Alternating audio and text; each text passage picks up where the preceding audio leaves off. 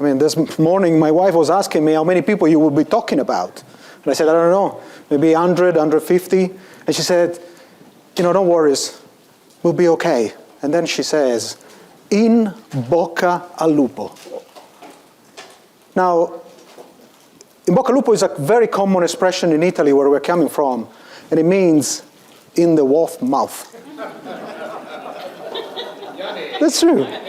Exactly, because actually it originated when hunters started to wishing each other to be in a dangerous situation. The superstition was, if you wish good luck, it is bad. If you wish bad luck, it's good. Now, you might say Italian is a bit strange, but I think it's quite diffuse, right? But it reminds me of a very visionary leader that I've been working with. And he used to say that having no incident was bad. So I goes, how is that bad? And he says, Lamberto, every day that passes without any incident, you're just getting closer to the next one. And the more they pass, the more we became complacent. We kind of getting stopped to be afraid of the wolf, right? We kind of stopped learning as well. And the reason I'm telling you this morning is because I'm going to talk to you about an incident that occurred in a site far away from here. But a site had more than 5 years of no incident. A place where we had some very minor first aid, but was really a pretty safe place. And the employee that was involved with this incident that this morning we'll call John. John he was 34 years old. He had been working for us almost 10 years. And he started very young in the construction industry till his wife, when they had the first child, asked him to change industry, to go and work somewhere safer. Yeah. And indeed, that morning, that period was very busy. So he was very tired. A lot of long days, long weeks. So when in the early morning, the alarm went off, he reached the alarm, he snoozed it, and actually, that morning he overslept. So when he wakes up, he realizes it's late. He says, oh my gosh, no. Exactly this morning we all had the meeting with Sarah, the site HSD leader. I don't know, this is a very busy period, but really, they need to implement some new process, some new HSE thing. Oh my gosh, I need to run. And he gets the car, he drives to the site. He parks, he goes through the yard. As he goes through the yard, he sees a truck with 2 baskets on the back. And he noticed the first basket has a tool inside. The basket behind is empty. When you notice something, you register in your brain, but you don't really think about it.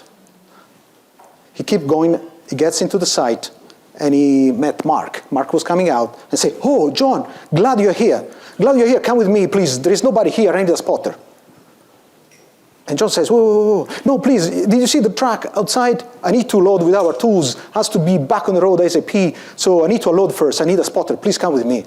And John said, wait a second. I was going to the meeting with Sarah. Are you not coming? And Mark stared at him and says, seriously, HSE meeting? And this is the moment I want you to remember. Please remember this moment, because actually then Mark and John gets out and they start unloading. So Mark jumps on the forklift. He is the forklift driver. John goes around, inspects the loads, and they start unloading. So Mark arrives with the forklift. He takes the first basket, he lifts it, he goes over the poles.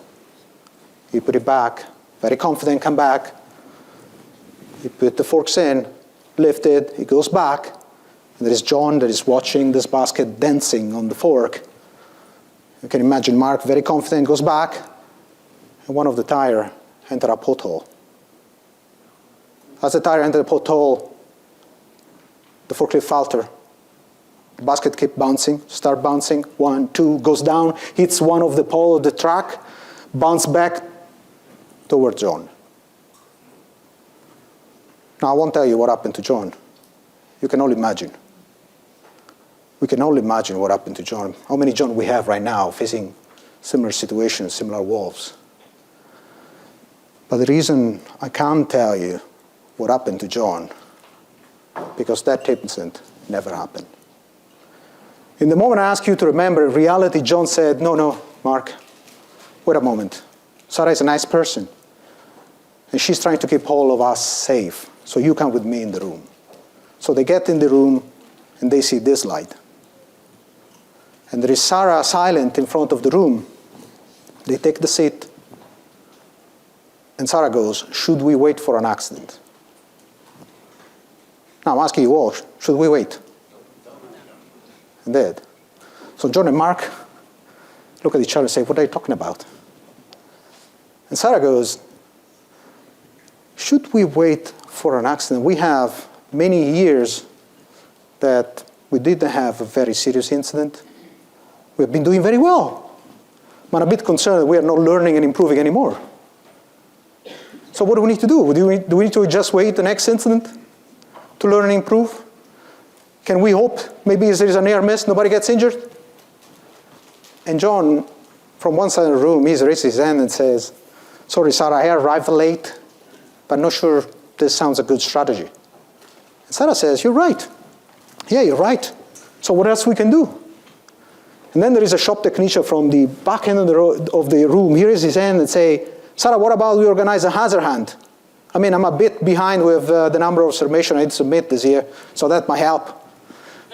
So Sarah laughs and indeed says, yeah, the hazard hunt's always good, but I'm more looking for something systematic. So what about, we look at the task that we perform every day, your normal work. What about we look at those? Because you need to think about it. If we really want to prevent incidents before they occur, we cannot really wait for them. Now, this sounds obvious, but I want to repeat a second. If we want to prevent incidents from occurring, we need to find them before they occur. Think about the root cause of your most recent incident. Weren't those causes there well before the incident happened? Because the condition that could lead to the next serious injuries on our sites, in our organization, they already exist today. We have not seen it yet, just because the triggering sequence and combination of those conditions have not materialized yet. This is the good point that she's talking. So let's go back to Sarah. So she says, so what I want today is to talk about your normal work task and see what is this those causes are hiding. So think about one of the tasks you perform that is not always the same. And she showed this chart and says, all the time we perform a task, you got things that goes as expected, but sometimes not as good as expected. Sometimes as better than expected. Sometimes when you perform the task, we are late. Sometimes we are early. Sometimes, we make an error, but still we achieve our outcome. Sometimes, actually, things get in place without any effort. This is the normal variation. And this is what we can do. We can learn from normal work. So should we wait for an accident? Because this is what happens. When the variation is large and we cannot recover on your task, you have a very, very different outcome. It's not anymore as planned and expected, and that's where you have an accident. And now this is especially true when talking about serious injuries and fatalities. This is especially true when you talk about those safe FPI, because we would love to believe the serious injuries, are at the top of the triangle, right? They happen in a site where you have a lot of near miss, and then a lot of first aid, and then a lot of medical treatment, slip and trip and falls, a twisted ankle, and then a serious injuries, right? But it's not the way it works. You know very well, actually, that serious injury and fatality are hiding in normal, routine, and successful work. That is what actually the truth, because we realize that only when those serious injuries happen. We realized the risk level, was hiding. We realized that those serious injuries were hiding, and we couldn't take care of them. So that's why, learning from normal work is fundamental, is to understand the difference from the work as imagined and work as done, and what is making the job difficult. So Sarah has been using learning teams as her preferred tool in the learning from normal work. So let me make a sense check here. In the learning from normal work contest, may you raise your hand if you know what a learning team session is, please? Good. So learning teams are basically a facilitated session where we actually engage our frontline to understand, they are safe and successful work, their normal work. What we want is to really understand the what, the how, the why they need to do things differently from the work as imagined to get the job done. That might look a bit fancy, but I can tell you that from the learning team, actually, we then develop this new tool that we call finding the next incident. And this is what Sarah is explaining. It says, look, today, guys, I want to learn from your competence, your knowledge of the work you perform, and I want you to help me finding the next incident. I want you to tell me, how we can actually fail. And she goes, we'll do this very simple. We'll brainstorm using few different questions. So one question is, if a serious injury and fatality were to occur here, what would be the most likely scenario?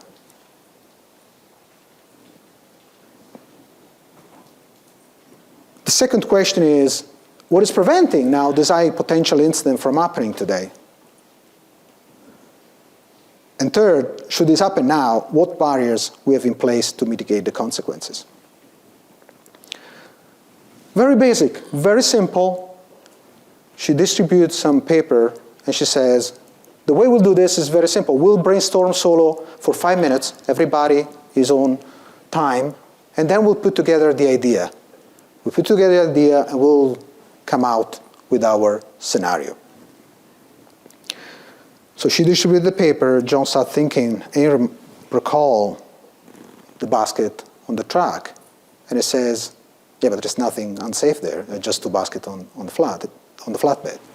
And he says, on his mind, yeah, but can those baskets drop? I mean, actually, Mark was asking me to be the spotter, right? What about Mark get distracted and he drop it? What about he dropped on me? And when he's lost in his thoughts, Sarah says, okay, who wants to share? John, do you want to share what you've been thinking? And John says, not really. I mean, something is catastrophic. Nothing to... No, please, this is a safe environment. Please share.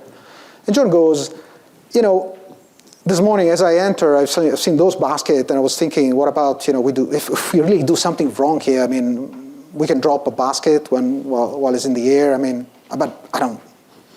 Mark was asking me to be the spotter. That's why I was thinking this morning, what about Mark get distracted and he drops something? But sincerely, I mean, Mark is very good. I mean, he has never dropped anything, so it's not.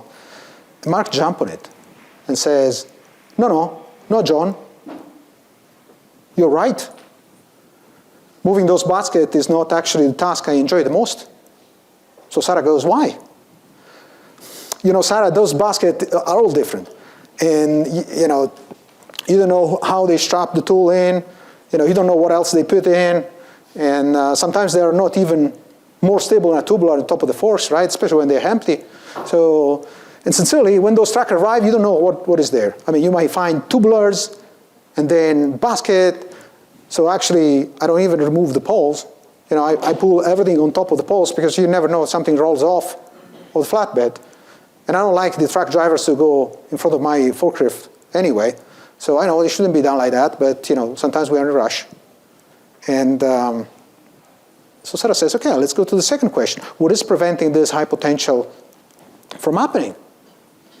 And Mark says, I mean, I know my job. I mean, I pay attention, nothing happens. I make sure that I balance, I do everything right. Yeah, fair enough, Mark, but can the basket drop, yes or no? And Mark says, look, Sarah, I would say till a couple of weeks ago, it was quite unlikely, but now with those potholes in the yard, I mean, I don't know. Sarah says, what are you talking about?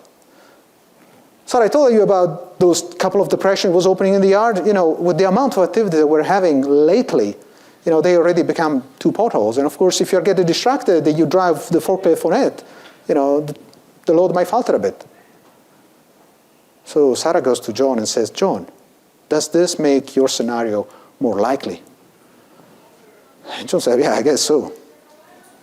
Okay, so fair enough. Third question. Should this happen now? How do we make sure that we don't kill anyone? Silent. Sarah has found the next incident. Now, the process is very simple. It's very, very simple. You do allow the people to brainstorm solo, and this is because the recent study on group brainstorming revealed that some people might kind of self-censorship them, for fear to be judged when they come with some insightful, different idea. So you allow the people to think about, then you get the people together. You make sure that you see if there is any commonality. Maybe more than one person comes with the same similar idea. And you try to each other to build the scenario. And eventually you create the scenario, and then you get a group of people that are very committed on delivering on the solution. It's very, very simple process. In a very clear, I'll say, conversation with the people where we allow them to discuss. We allow them to share their knowledge, to share, their concern. Because a group of workers understand the problem and want to deal with the problem, outperform individuals big time in problem solving. So you want everybody to get that conversation going. And this is the result from that session. This is just one slide of what they present to us. But I wanted to share with you because that might seem very simple, very basic, and you say, hey, we have this already. This is nothing new. But the reason I'm sharing you is not for the solution they put. They redesigned the tool basket to include forklift pockets, right? The sockets. And you say, yeah, but we have this already. But the reason I'm sharing you is because there is no way that tool basket on a truck in a yard would have ever sparkled that reflection. It would have never created such a commitment by the entire organization to learn and improve. That's the great difference. That's the great difference that we created. And the interesting things is that actually you don't need any training.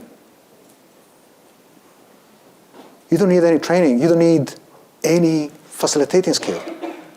But what you get a high potential next incident that is as good as an high potential near miss to drive action, to drive corrective action.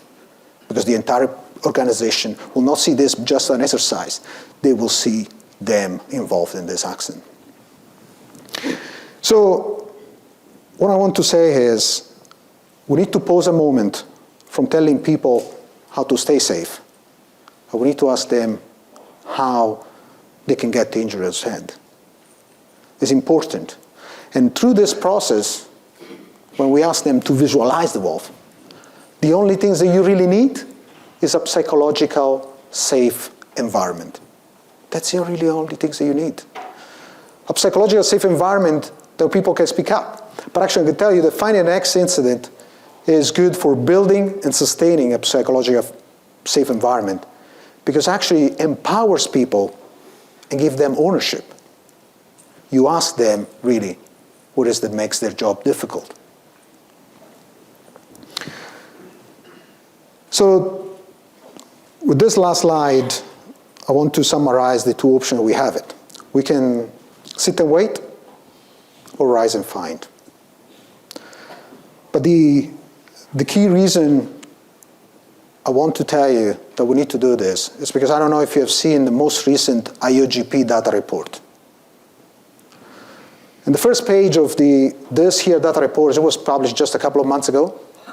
You can see 40 years, and you know very well the chart, 40 years of performance, where you see a chart that is going from a very large amount of fatality and serious injuries, going down and eventually plateau.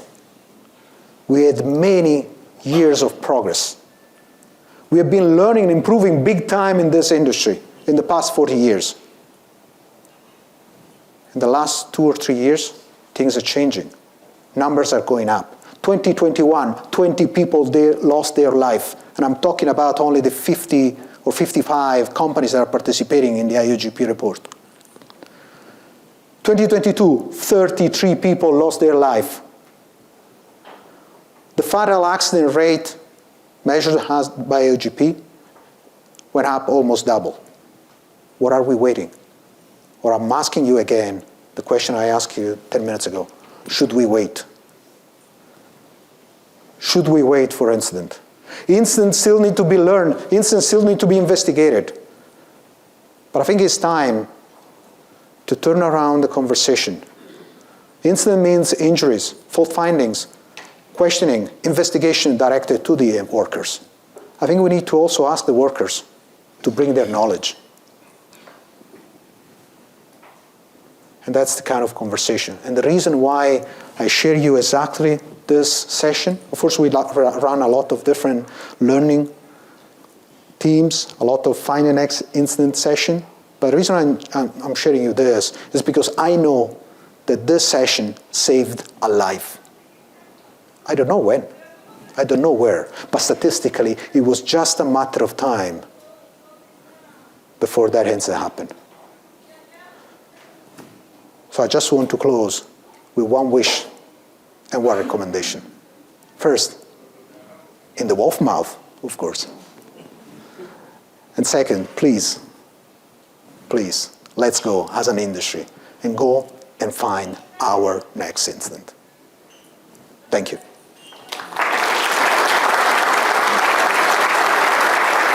Now, of course, how many minutes we have? I don't have visibility of that. Perfect, so there is plenty of questions, or even after, I'll be happy to share and to have a conversation with you. Me or Abdesalam, please raise, is actually the father of this program. So either me or him. And the other things I want to say is that actually in a couple of weeks, we are kicking off the work group in Center of Shore Safety for the learning from normal work.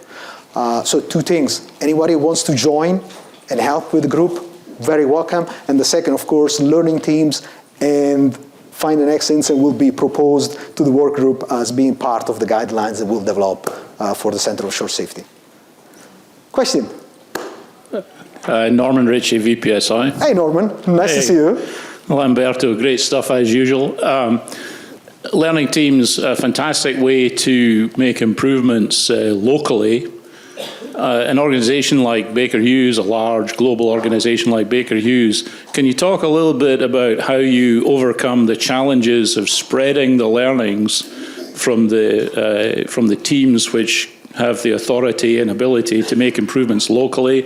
How do you expand those globally through a large organization like yours? It's a huge challenge. So first we had the first problem. So the first problem was how do we kind of that's my English, institutionalize the process. Because learning teams of finding excellence, someone has to run it. The reason we launched findings teams also to make sure that we increase, because learning teams requires a couple of days, you need the soaking period. So the first effort was in making sure that we make this as a non-HSNE effort. So we need to bring in the organization. And now what we are working on is making sure that together with the service delivery, because the beauty at Baker Hughes is that actually we have health and safety and service delivery within the same team. And this will allow us to actually leverage the service delivery tools and let's say in programs to share the learning. So we are exactly working like that to make sure that through the service delivery team, to the people that run the operations, we do create the learnings and they share in the organization. So we have developed a few platforms for lesson learned, and this is an easy one. Now the challenging one, I can tell you, and actually this is a big challenge, is the verification. That will be the next step we're looking. Because sharing, that's okay. We have a platform, we'll do that, and we have it. The big issue, and this is a challenge, is the verification. What about after 6 months, going back and make sure that these are there and sustainable? I don't have an answer there. Maybe next year I'll come and present something about it. Please. Michelle. So we spent some time looking at learning teams with our company and truly impressed by it. But the dilemma we faced was that we spend so much of our time and with limited and finance resources in the reactive mode, right? Which is investigated incidents. And therefore, we were stretched too thin to be able to make the transition, to be proactive and get into learning teams, trying to identify the issues up front. So any advice you would give to companies that kind of stuck in that dilemma to help us start the transition from being reactive to proactive? And what would a resourcing model, would you say, look like to help us make that leap? So I would say two things. First of all, it's not new. I mean, we use sometimes learning teams after an incident as well. So we do the investigation, then we say, okay, this is a task that probably we need to look all around the place, and we probably run the same learning team in 2 different regions to see it. So sometimes we do that. But of course, the learning teams are proactive tools, so it shouldn't be used like that. You should really actually go and start from scratch, not after an incident. This is a quite, let's say, common problem that every organization implementing learning teams will have. But it's not negative. I mean, it's just something that is the way, the natural way to do it. Now, what we are looking for to make sure that we have a number is 2 things. First, we start measuring it. So each region has a target, and we are going to increase now as we enter 2024. So we have created enough people that can facilitate the learning teams. And the funny thing is, next instance, actually, we created it is actually because we want to avoid the facilitating part of it. So the first thing is we set the target, and the second is we just launched our new human organizational performance leadership program, and as a part of this program that is aimed at all the leaders of the organization, we're actually requiring those leaders to make sure that they conduct walkthrough or true, make sure they sponsor learning teams, and make sure they facilitate finding the next incident. So you have an organizational goal, so each region will need to deliver some number of learning teams, and we have a goal on the leaders that will need to sponsor the learning teams. Have I answered your question? You did, thank you. Thank you. Hi, Deb Sanders, Equinor, again. So this is really great. So years and years and years ago, we did the BBS, right? And we're moving to the HOP. And I see this as almost a branch off of those programs that are out there. I guess for me, I would bring it back to very basic types of training, right? If anybody here remembers BBS, it's like you have to be able to identify a hazard before you can even have a conversation or put any type of mitigative steps in order to prevent, right? So with this, at that basic level, is there additional training provided to know how to participate in a small group like this? So I can tell you that this has been a big challenge, I would say, for the industry. No doubt, and we are facing the same. We don't have this problem only on the front line, on the employee. We actually have the problem also the manager. We got managers, they are coming from different industry. They were, normally other industries are stealing our leaders, but sometimes we do as well. We got people are coming from different companies with different culture, right? And we got people actually they are, maybe very good on something, and we kind of elevate us and they make careers, right? And that's a big big challenge with the training because you don't have the time, right? They just you want people really to land and run and get through. So we are working on several things. Training on themselves, we are now looking at, so I think I'm telling you something that we are still developing, but we are looking at virtual reality. So this will be an investment Hughes is going to do next year, so to make sure that we get people more in front of the story, not just the usual slide, right? You go through the LMS, the Web3 training. Second, we are developing, and this will be a few papers coming very soon for the industry, we are developing stop work drills.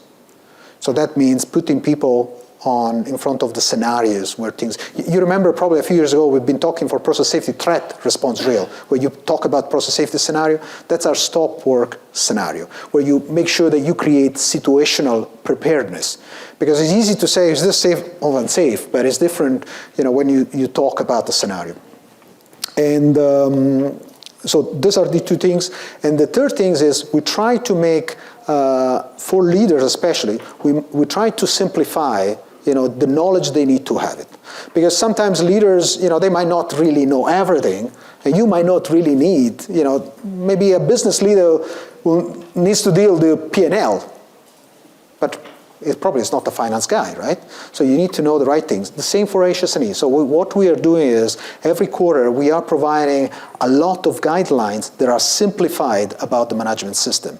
We create a sort of list of yes or no questions that people can actually, without knowing what is behind, they can go and ask.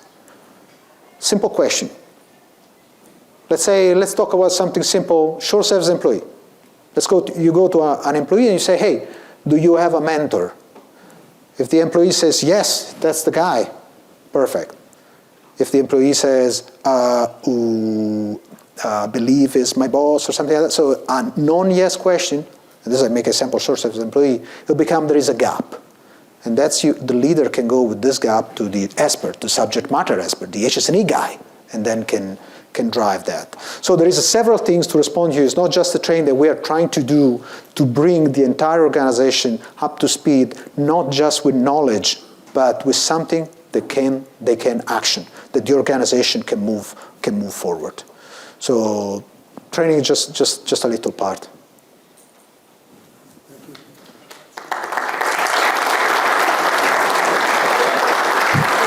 But I'm here.